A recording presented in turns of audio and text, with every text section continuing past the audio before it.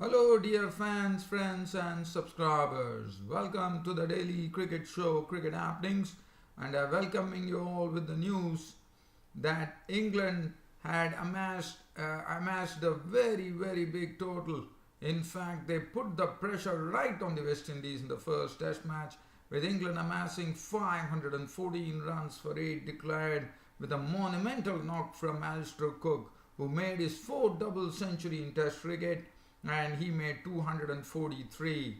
And the West Indians were put under the pump very quickly as they survived till stumps on day 2 at 44 for 1. So I'll be talking about that, and we'll also have a look at as you know, Australia would be touring India, and they would be playing in one dayers and T20s, and the Australian squad has been announced. James Faulkner and Daniel Christian are making a comeback into the Aussie squad, and also we'll have a look at some other cricket news that happened. But first, let me start off with the match between West Indies and England. Day 2, England resuming on their overnight score, which was 343 for 3. It was Alistair Cook and David Mallon at the crease. Alistair Cook continued in the same vein as he continued before. There was no change in that, as his style of play is something which goes in follows a similar pattern. David Mallon at the other end yesterday, as you remember, he was really struggling at the crease, and it was an unconvincing 28. Even today, barring 2 or 3 strokes that he really stroked very well through the cover region. Other than that, David Mallon definitely looks suspect, and but nevertheless, what David Mallon did, he got his maiden Test 50, which has been eluding. He struggled against the South Africans, as you remember, and also against the West Indies he had struggled. But what the good thing that David Mallon did is to give company to Alistair Cook, who strode on to a double century, and David Mallon himself, as I said, barring 1 or 2 strokes that he played for boundaries. Other than that, even though he got some boundaries, I thought it were not very convincing boundaries. So basically, it was a good partnership which happened between David Mallon and the captain, 160 odd runs. But then finally, David Mallon, I thought, really missed upon a good opportunity on a very good pitch where he could have probably eyed a century, but that didn't happen, as Roston Chase picked up his wicket when David Mallon was out trying to cut one from the bowling of the offie Roston Chase, and it nicely settled into the slip cordon, and David Mallon was a goner. He was pretty frustrated with his dismissal, and he should be like that, no doubt about it, because it was an opportunity for him to go on and make a century, and he muffed it. So he was gone for 65 with 10 fours. So that was the first breakthrough that the West Indies bowlers had. After that, Alistair Cook, as I said, went on to score his 4th double century. And as you know, Wally Hammond, the former great player from England, holds the record for the maximum number of double centuries. As far as England are concerned, he has 7 double centuries. So Alistair Cook, probably whether he would be able to reach that is left to question, because age is also catching up with Alistair Cook, I reckon. But not so much, but definitely he could be probably the man who could probably go past Wally Hammond as far as double centuries are concerned. After that, as that was going on, and that was the time once David Mallon was out, and there was clear instructions, one could see the way the English players were playing. Probably there were clear instructions from Joe Root to really get a move on from here, and we saw some aggression coming in, and in the aggression that followed, Roston Chase was the beneficiary, as he started picking up wickets at a very regular basis. He picked up a big wicket, that of Alistair Cook. When before that it was Ben Stokes who was there at the wicket. Ben Stokes, well, he hit 2 boundaries, and after that Roston Chase forced him to go for a reverse sweep shot, that ended into the hands of Blackwood. So he was gone for 10 with 2 boundaries. Jonathan Bairstow lost his stumps to Jason Holder for 18 with 1 boundary. And Moeen Ali, as I said, it was all about England trying to crank up the pace there. As they tried to do that, it resulted in a fall of wickets, with Moeen Ali trying to attack Chase, coming down the wicket, and the process hold out to Brathwaite. He was gone for naught. And finally, Alistair Cook, who had done all the hard work there, he also was a victim, as he was LBW bowled Roston Chase, who picked up 4 wickets, 243, a monumental effort, 33 boundaries in that, not a single 6. Roland Jones was not out on 6 with 1 boundary, as Joe Root called his troops over by declaring the innings close at 514 for 8. Kemar Roche definitely yesterday bowled well. Today he definitely bowled well, but probably I would say he bowled well in patches today, but definitely got the ball to swerve away beautifully. And one also has to say one thing here as to Jason Holder, as to why when the new ball was due, Jason Holder did not go for that. That was a sort of a riddle for me, but nevertheless he delayed the second new ball, which one couldn't really understand considering the fact that West Indies were really under the pump there. So anyways, only Jason Holder can explain the decision.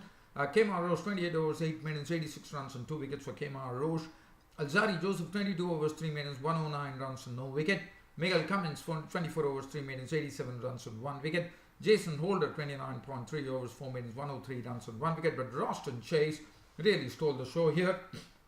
Even though in a drab performance from the West Indies bowlers, I thought Roston Chase did a good turn for himself here by snapping up 4 wickets. In England, in the quest for quick runs, started sacrificing the wickets to Roston Chase. 26.2 overs, 2 maidens, 113 runs and 4 wickets. Brathwaite 6 overs for 6 runs. Now West Indies started their reply on day 2 with Brathwaite and Powell coming up, and then it was a very slow start. Anderson bowled was the first over, it was a maiden. Broad bowled the next over, it was a maiden, and then the wicket in the third over when Anderson got a ball to move away, and Brathwaite actually nicked into the hands of Bairstow. He was gone for naught, and so England getting a very quick breakthrough by getting the wicket of Brathwaite. But after that, Kieron Powell and Kyle Hope, one has to say, had a very tough examination against only the 2 bowlers who were being used in those 16 overs. It was James Anderson and Stuart Broad, and they really had a tough examination with both the batsmen being dropped in the slip cordon. I think Moeen Ali floored 1, Ben Stokes floored 1, and Kieron Powell and Kyle Hope managed to hang in there till stumps, when not stumps, because rain came and actually stopped play, and that meant that West Indies went into stumps on day 2 at 44 for 1. Kieron Powell was not out on 18 with 2 boundaries. Kyle Hope was not out on 25 with 4 boundaries. And the first goal for the West Indies would be to avoid the follow-on, so they required 314 runs, and right now 314 runs, of course, that would be their first mark that they would like to cover. As far as Anderson was concerned, 8 overs, 2 maidens, 1 for 17, and Broad bowled 8 overs, 1 maiden, none for 27. So that is as far as the England versus West Indies. So West Indies have a long job to do. They really have some batting to come, but not as experienced as one would like it to be. After seeing a very big score that has been erected by England. But nevertheless, I'm sure the West Indies batsmen are going to put their heads together. They are going to buckle down and see to it that they first reach the primary target of 314 to avoid the follow-on on day 3.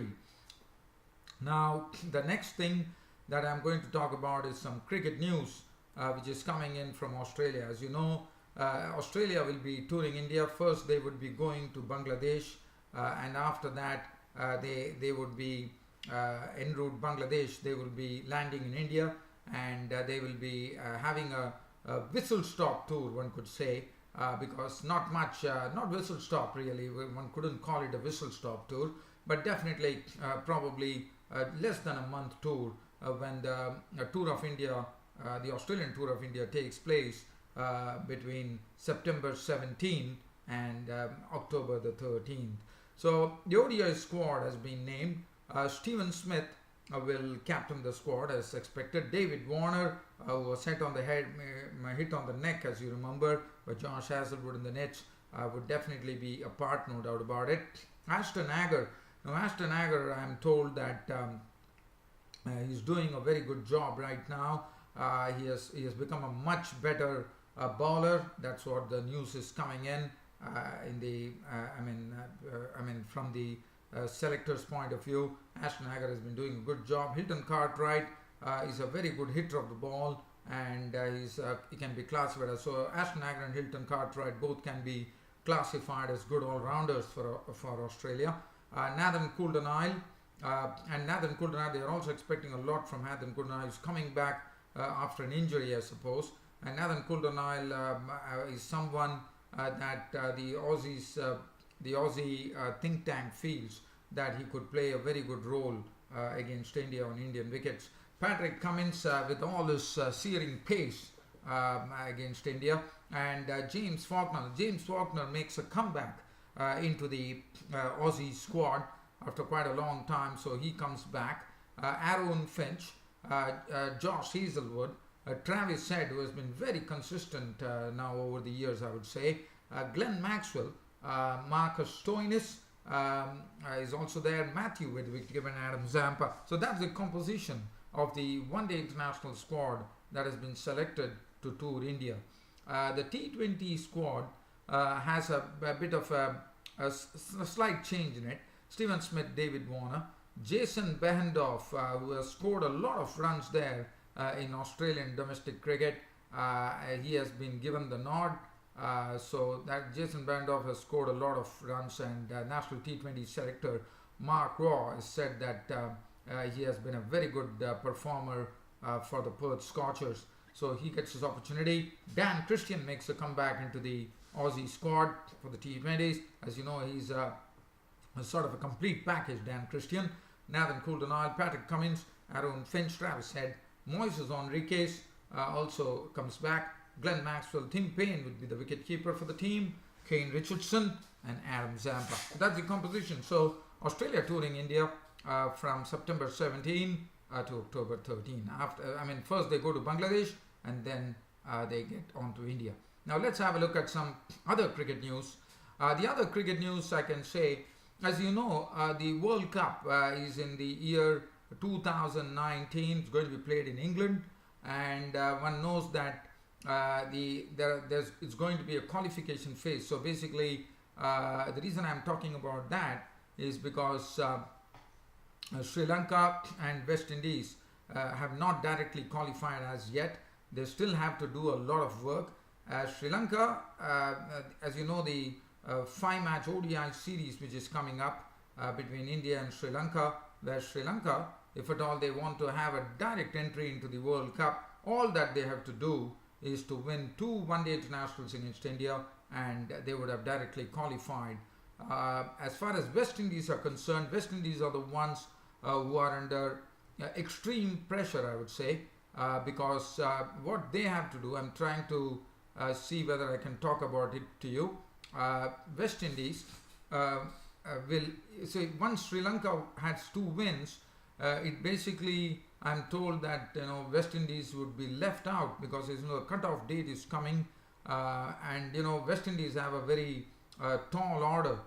They have to actually win their remaining 6 matches, which include 1 match against 1 ODI against Ireland and 5 ODIs against England. And 5 ODIs against England is something which probably, West Indies have to actually go and whitewash England, and that is not something that one can foresee, absolutely. But September 30 is the cutoff, and so once Sri Lanka win 2 one-day internationals against India in the 5-match ODI series, West Indies' chances are blighted. So West Indies would have to play a qualification round to actually qualify for the World Cup, whereas Sri Lanka with 2 wins will qualify automatically for the World Cup 2019. The other news that I have for you is on the CPL, the Caribbean Premier League 2017. Darren Sammy is the St. Lucia captain. Unfortunately, they are still to get off the blocks in this Caribbean Premier. So when I say out of the blocks, I'm talking about they have been scoreless. They have not got any points. They have not got any wins against any team in the CPL 2017. So Shane Watson has replaced Darren Sammy as St. Lucia captain and see whether he could bring them some luck. And also there was one very interesting game that happened yesterday. It was Guyana Amazon Warriors taking on the Jamaica Talawars. And Jamaica Talawars had the match absolutely under control before that last over, where Kesrick Williams, as you know, is quite a character on the field, as you know. He brings out an imaginary diary, notes down, shows an action where he's noting down the names of the players and then flips through the pages, and really it has become a sort of a very regular feature in the CPL, and people love to see it, the way he does it. And he's quite a character. And Kesrick Williams, who definitely is a very good bowler according to me as far as one day and T20 is concerned, but what he does is an economical bowler. And as I said, Jamaica Talawars were just breezing along. I mean, can you imagine this? They needed 8 runs to win on the final over. Kesrick Williams was the bowler. In fact, they restricted Jamaica Talawars to 128 for 7 on a difficult wicket. And the Guyana Amazon Warriors were just, I would say, just careening along. They just had 8 runs to get. And look at what Kesrick Williams has done. In 8 runs, he defended 8 runs, 7 runs to win of the final over. He concedes only 5 runs, and Guyana Amazon Warriors lose 2 wickets in that particular over. And the Jamaica Talawars win the match by 2 runs, and that was something which was, according to me, a real shocker, I would say. But credit to Kesrick Williams for his wonderful bowling. 126 for 4. I mean, just look at this, 6 wickets still intact, and Guyana Amazon Warriors lose the match to the Jamaican Talawars by 2 runs, and that was a real shocker according to me. And I'm sure the Guyana Amazon Warriors would still be recovering from this particular defeat that they had. Well, dear fans and subscribers, it is always exciting. It is always very exciting to bring out these cricket happenings to all my dear friends, followers and subscribers of Cricket Happenings. And I hope you all enjoyed this very exciting cricket broadcast of mine. And I'll be seeing you all tomorrow on my next cricket broadcast, which will definitely be the 3rd day's play, which is coming up in the pink ball cricket, the day-night test match between England and West Indies at Edgbaston. Till such time that happens, this is your host Ram signing off this evening. Thank you.